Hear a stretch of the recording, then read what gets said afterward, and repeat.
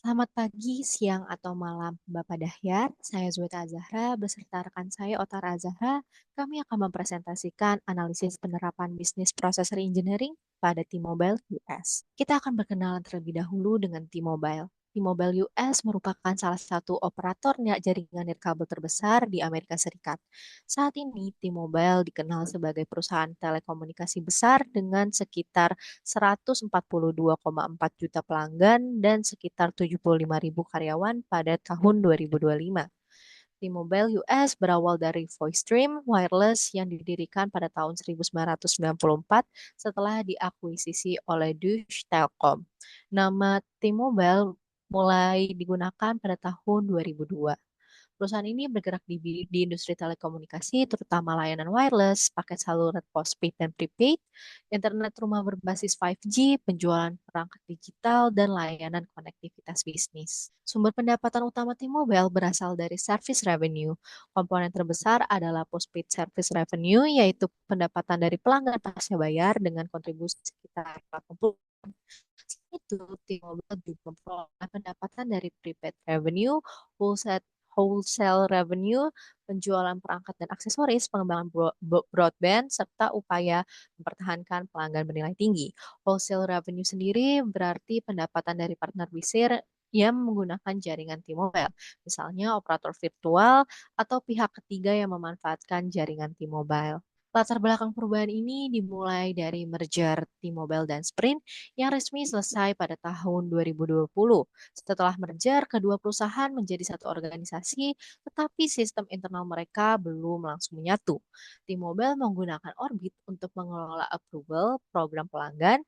Di sisi lain, data program juga masih perlu masuk ke sistem legacy Sprint. Masalahnya, data dari Orbit ke sistem Sprint masih dipindahkan secara manual. Akibatnya, update data menjadi terlambat, proses memakan waktu, dan risiko kesalahan input menjadi lebih tinggi. Integrasi diperlukan karena setelah merger, skala bisnis T-Mobile semakin besar. Program pelanggan menjadi semakin banyak, sementara sistem kerja T-Mobile dan Sprint masih berbeda. Dalam kondisi seperti ini, data harus konsisten agar setiap tim dapat mengambil keputusan dengan informasi yang sama. Kecepatan juga harus dijaga karena program pasar seperti promo, service over, dan product launch tidak boleh terlambat. Dari sini terlihat bahwa T-Mobile membutuhkan bisnis proses engineering, yaitu perubahan proses dari sinkronisasi manual menjadi sinkronisasi secara otomatis. Setelah menjelaskan mengapa integrasi diperlukan, pada slide ini kami memperjelas fokus perubahan proses yang dianalisis. Orbit harus terhubung dengan sistem legacy Sprint untuk mengelola customer inisiatif. Masalahnya, sinkronisasi record masih manual, lambat, dan rawan akan error. Dengan itu, fokusan proses kami adalah perubahan proses approval dan sinkronisasi record customer initiative pasca merger T-Mobile dan Sprint. Agar lebih jelas, kita perlu memahami dulu apa yang dimaksud dengan customer initiative. Customer initiative adalah program atau inisiatif perusahaan yang ditujukan untuk pelanggan. Contohnya ada device promotion, service overs, product launches, dan technical initiative. Program-program ini bukan hanya sekedar ide, tetapi harus dikelola, ditinjau, dan disetujui sebelum diluncurkan ke pasar. Orbit dipakai T-Mobile untuk mengelola approval program-program tersebut. Jadi, customer initiative dapat dipahami sebagai program strategis perusahaan yang bertujuan meningkatkan pengalaman dan nilai bagi pelanggan. Setelah mengetahui definisinya, berikutnya kita lihat mengapa customer initiative ini penting bagi bisnis T-Mobile. Customer initiative penting karena berdampak langsung pada pasar dan pelanggan. Kalau approval terlambat, maka peluncuran program bisa ikut tertunda. Kalau data tidak sinkron, koordinasi antara tim juga dapat terganggu. Bahkan, tim bisa salah bertindak karena menggunakan data yang berbeda atau data lama. Karena itu, proses customer initiative harus cepat, akurat, terintegrasi, terutama setelah T-Mobile dan Sprint menjadi satu perusahaan. Kita juga perlu tahu apa itu Orbit. Orbit adalah aplikasi internal T-Mobile untuk mengelola customer initiative sebelum diluncurkan ke pasar. Secara teknis, Orbit dibangun menggunakan Microsoft Power Platform. Orbit memiliki tampilan berbasis Canvas App, menggunakan Power Automate untuk workflow, Power BI untuk dashboard. Dapat dilihat di gambar 1 UI dari aplikasi Orbit ini sendiri. Selain itu, model driven Power Apps digunakan untuk back-end administration, untuk mengelola record, status, workflow, dan data inisiatif.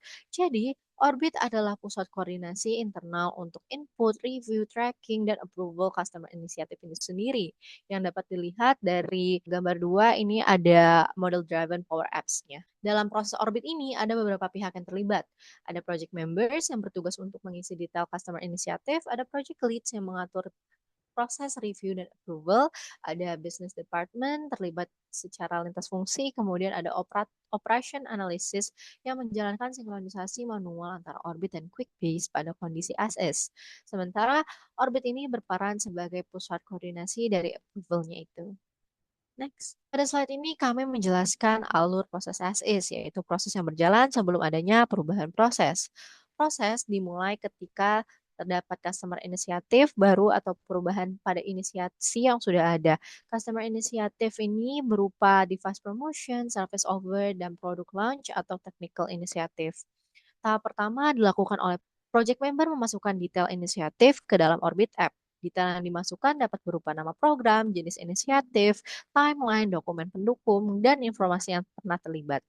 Setelah data inisiatif dimasukkan, project member mengajukan inisiatif tersebut untuk proses approval melalui Orbit. Tahap berikutnya dilakukan oleh project lead. Project lead melakukan review terhadap inisiatif yang sudah diajukan di Orbit. Pada tahap ini, project lead memeriksa apakah informasi inisiatif ini sudah lengkap dan sesuai untuk kelanjutan.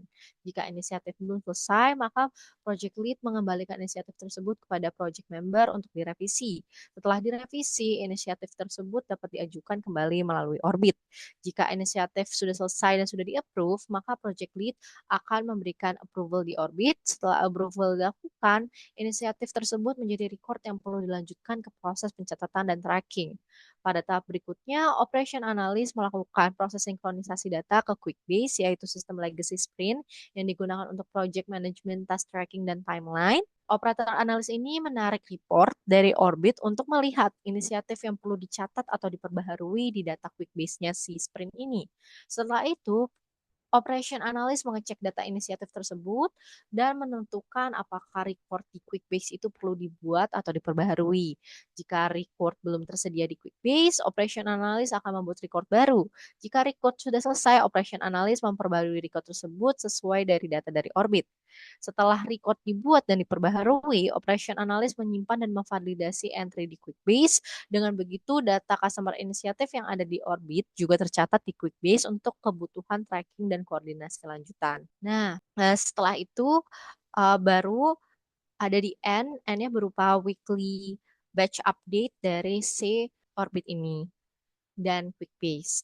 Kemudian dari alur tersebut ada key trigger dari bisnis model dengan adanya customer inisiatif baru atau perubahan data inisiatif di Orbit yang harus tersedia juga di QuickBase. Namun karena belum adanya integrasi secara otomatis, data yang sebenarnya sudah ada di Orbit harus dimasukkan ulang ke QuickBase dan Operation Analyst.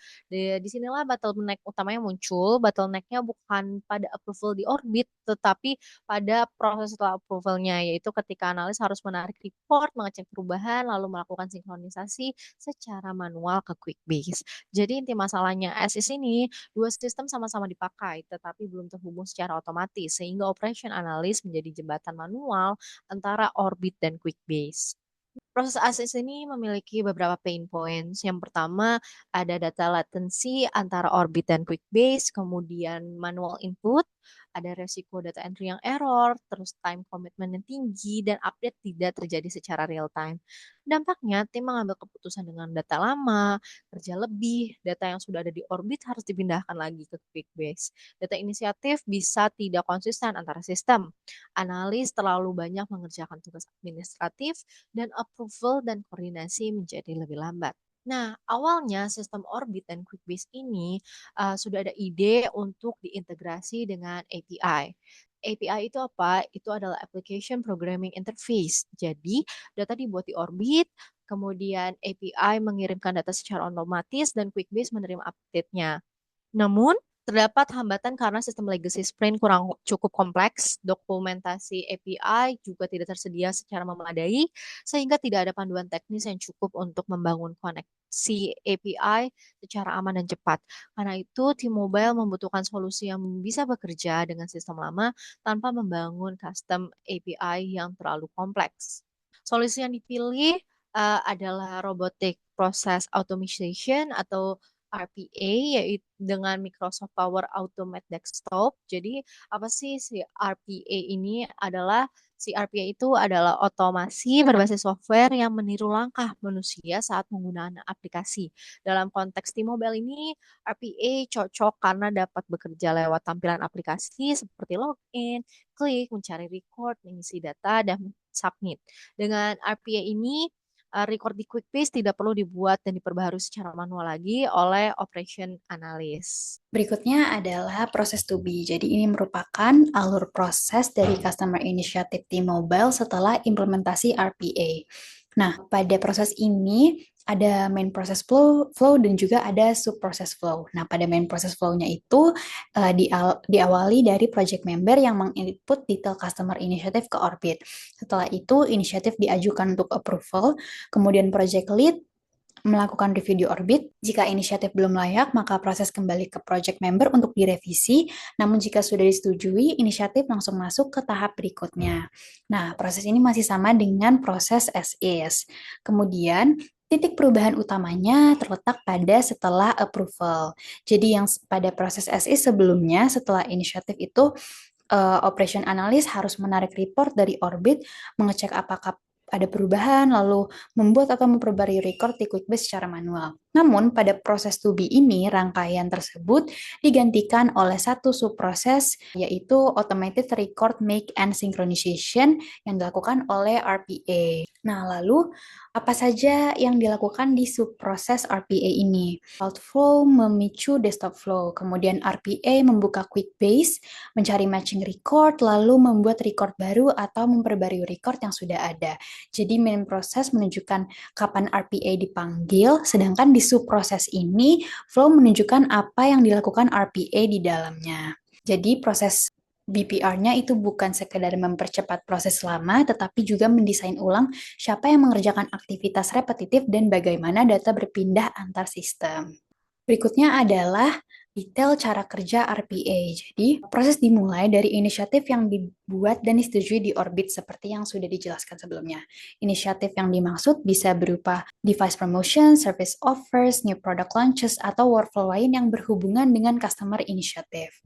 Nah, setelah inisiatif tersedia di Orbit, Cloudflow berperan untuk mendeteksi record yang baru, berubah atau memenuhi kriteria tertentu. Jadi Cloudflow tidak menjalankan pekerjaan di QuickBase, tetapi berfungsi sebagai trigger atau pemicu. Ia membaca kondisi di Orbit dan menentukan apakah data tersebut perlu diteruskan ke proses sinkronisasi. Kemudian, jika kriteria ditemukan cocok, maka Cloudflow mengaktifkan Desktop Flow.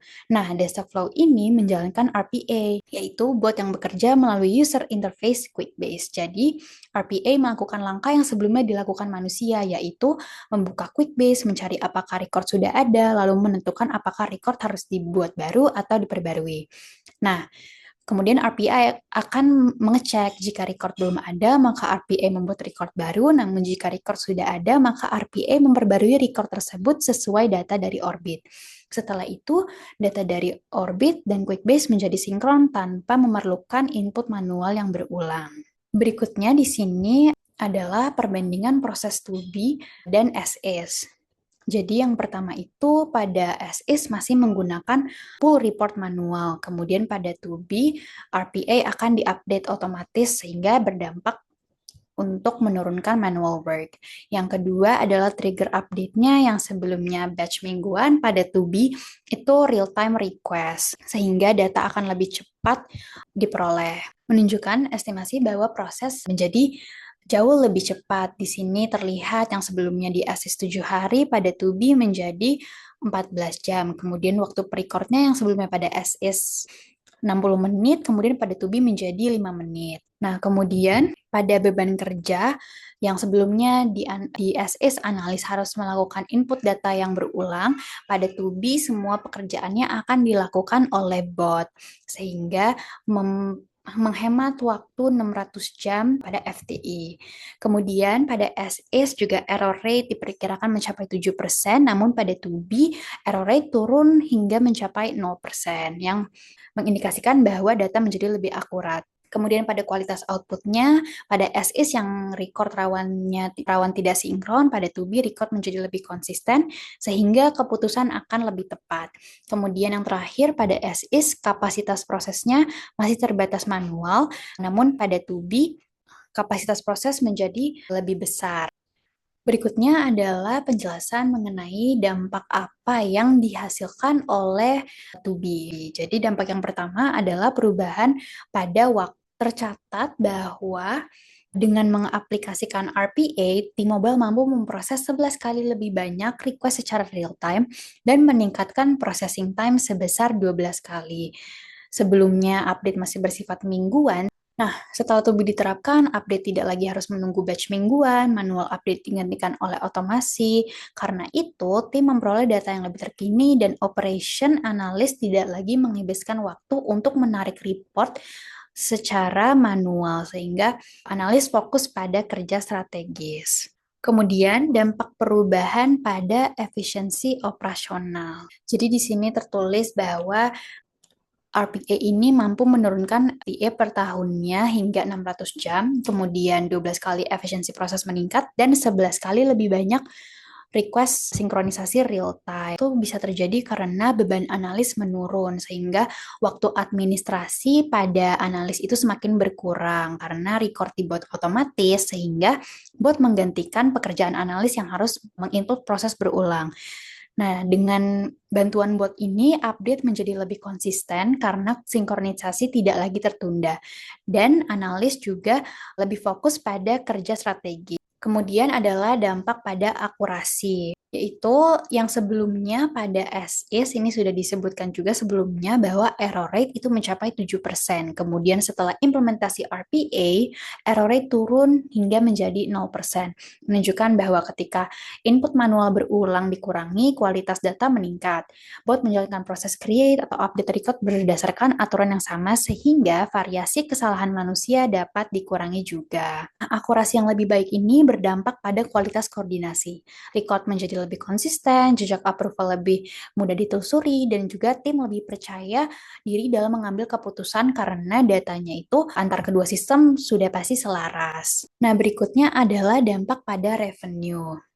Jadi, di sini bisa kita lihat di tahun 2023 yaitu masih proses integrasi, jadi masih stabil. Kemudian kita bisa lihat di tahun 2024 itu juga ada peningkatan, walaupun sedikit, tapi menunjukkan peningkatan stabil. Nah, di tahun 2025 ternyata revenue-nya konsisten meningkat. Peningkatan dari 3 tahun terakhir ini menunjukkan bahwa ada peningkatan skala penanganan pelayanan oleh efisiensi waktu proses, sehingga revenue pun ikut meningkat. Karena banyaknya pelayanan yang ditangani, itu banyaknya juga income yang masuk, sehingga revenue pun ikut meningkat. Kemudian pada profit, yaitu dapat dilihat di sini bahwa pada 2023 sebelumnya income-nya masih pada 8,3 billion. Kemudian di tahun 2024 itu terjadi kenaikan signifikan karena pendapatan layanan dari postpaid service dan kinerja operasional yang naik. Nah, kemudian di tahun 2025 ini terdapat sedikit penurunan. Nah, hal ini disebabkan oleh biaya transformasi, tenaga kerja, dan impairment. Namun, alasan ini tidak langsung terhubung dengan implementasi RPA, sehingga tidak dapat dikatakan bahwa penurunan terjadi karena implementasi RPA. Nah, berikutnya adalah pada biaya operasi 3 tahun. Nah, pada awalnya di tahun 2023 ke 2024 itu terjadi efisiensi biaya. Operating cost turun karena proses operasional menjadi lebih terkendali. Nah, di tahun 2025 itu biaya kembali sedikit meningkat. Nah, ini terjadinya itu karena bisnis T-Mobile yang ekspansi dan lebih besar, sehingga biaya operasinya juga otomatis akan meningkat. Nah, kemudian ada dampak perubahan pada pengaruh kinerja bisnis. Jadi, tercatat bahwa implementasi RPA ini meningkatkan go-to-market each year sebesar 150% growth dan juga in total itu 800% increasement. Hal ini terjadi karena adanya efisiensi proses sehingga promo dan service inisiatif yang dicetuskan itu akan diproses lebih cepat dan dipublish ke market lebih cepat juga.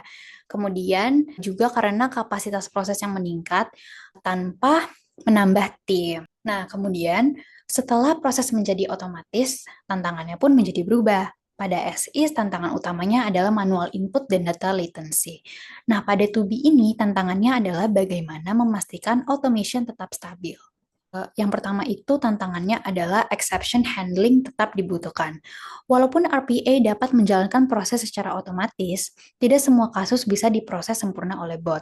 Misalnya, record tidak ditemukan, ada duplicate record, QuickBase sedang error, atau data mandatory yang kosong. Nah, kemudian bot RPA yang perlu dipantau karena RPA itu bekerja melalui user interface QuickBase. Perubahan kecil pada UI dapat mengganggu bot, contohnya tombol berubah posisi atau nama field yang berubah, halaman loading yang lebih lama, atau form login berubah. Jadi operations analyst itu tidak hilang dari proses. Perannya lebih ke berubah menjadi monitoring, exception handling, dan proses control. Kemudian tantangan berikutnya adalah kualitas data input dan governance dari akses bot. Yang pertama itu data input dari Orbit harus benar karena RPA mempercepat proses. Data yang salah juga dapat berpindah lebih cepat ke QuickBase. Dengan kata lain, automation bukan hanya mempercepat proses yang benar, tetapi juga bisa jadi mempercepat penyebaran error jika data awal tidak valid. Yang kedua adalah governance dan akses bot yang harus aman. RPA memiliki kemampuan untuk membuka sistem dan mengubah record. Karena itu, akses bot harus dibatasi, dipantau, dan diaudit. Bot sebaiknya tidak memiliki privilege yang terlalu luas, tetapi hanya akses yang memang diperlukan untuk menjalankan proses sinkronisasi. Nah, lalu di sini kami memberikan rekomendasi-rekomendasi yang dapat dilakukan. Rekomendasi pertama adalah validasi sebelum otomasi. Jadi sebelum RPA berjalan, sistem harus memvalidasi format data, duplicate initiative, mandatory field, dan eligibility. Tujuannya adalah memastikan hanya data yang valid yang diteruskan ke QuickBase. Nah, secara teknologi, rekomendasi yang bisa kami berikan ini masih berada di ekosistem Microsoft yang dapat digunakan oleh T-Mobile. Jadi dapat menggunakan Data First Business Rules atau Condition Default Flow. Microsoft menjelaskan bahwa Data First Business Rules dapat menerapkan logic dan validasi tanpa menulis code atau membuat plugin. Jadi rekomendasi ini bukan untuk mengganti teknologi, tetapi lebih ke mengoptimalkan platform yang sudah digunakan. Berikutnya, rekomendasi kedua adalah exception queue dan retry flow. Jika RPA gagal, case tidak boleh hilang atau berhenti tanpa tindak lanjut. Ini seperti yang sudah disebutkan sebelumnya di permasalahan. Nah, case tersebut harusnya masuk ke daftar exception, kemudian analis melakukan review. Setelah masalah diperbaiki, proses dapat dijalankan ulang melalui retry. Nah, teknologi yang dapat diimplementasikan itu adalah Power Automate Work Queues. Nah, work queues ini digunakan untuk menyimpan data proses, memisahkan proses kompleks, memprioritaskan item, dan juga meningkatkan scalability serta resiliency automation. Jadi, work queue itu fungsinya untuk sebagai daftar kerja terkontrol untuk item yang akan diproses atau gagal diproses. Berikutnya, rekomendasi ketiga adalah monitoring bot dan UI selector maintenance. Karena RPA bekerja melalui UI QuickBase, stabilitas selector menjadi penting. Jika UI berubah, bot bisa gagal membaca tombol field atau halaman tertentu. Nah, di sini kita dapat menggunakan Power Automate Desktop menggunakan UI Elements dan Selector untuk mengenali komponen aplikasi. Microsoft juga menyediakan Repair Selector untuk memperbaiki selektor yang tidak valid. Jadi monitoring bot bukan sekedar mengecek apakah flow berjalan, tetapi juga memastikan bahwa elemen UI yang dibaca bot masih sesuai. Nah, rekomendasi keempat dan juga terakhir adalah governance DLP dan akun bot khusus. Karena bot dapat membuka sistem dan mengubah record, aksesnya harus dikontrol. Nah, di sini dapat menggunakan akun bot khusus, batasi privilege sesuai kebutuhan, dan pastikan aktivitas bot dapat diaudit. Di sini dapat digunakan Power Platform Data Policies yang dapat membantu admin mengontrol akses konektor dan mengurangi risiko data organisasi terekspos. Untuk governance, pendekatan yang relevan itu bisa menggunakan Power Platform Admin Center atau COE approach agar penggunaan bot, flow, dan connector dapat dipantau secara terpusat. Nah, yang terakhir kita masuk pada kesimpulannya. Jadi kesimpulannya adalah T-Mobile menerapkan BPR untuk memperbaiki bottleneck integrasi pasca merger antara Orbit dan QuickBase. Nah, masalah awalnya itu Orbit dan QuickBase yang masih belum terhubung otomatis dan sinkronisasi masih manual dan lambat. Kemudian perubahan proses dilakukan dengan menerapkan Power Automate RPA. Setelah inisiatif disetujui di Orbit, RPA membantu membuat atau memperbarui record di QuickBase secara otomatis. Nah, dampaknya adalah terlihat pada peningkatan request real time, improvement processing time, dan juga penurunan error rate dari 7% menjadi 0%. Kemudian dari sisi operasionalnya itu bisa dilihat bahwa prosesnya menjadi lebih cepat, lebih akurat, dan juga konsisten. Dan juga dari makna bisnisnya, koordinasi tim menjadi lebih baik, kebebanan admin menurun, eksekusi inisiatif lebih siap. Nah, namun mungkin akan ada kendala-kendala juga dalam implementasinya, sehingga di sini juga ada rekomendasi yang dapat dilakukan, yaitu seperti validasi data, exception queue and retry, monitoring bot, dan juga governance access bot. Ini merupakan referensi yang kami gunakan. Terima kasih. Wassalamualaikum warahmatullahi wabarakatuh.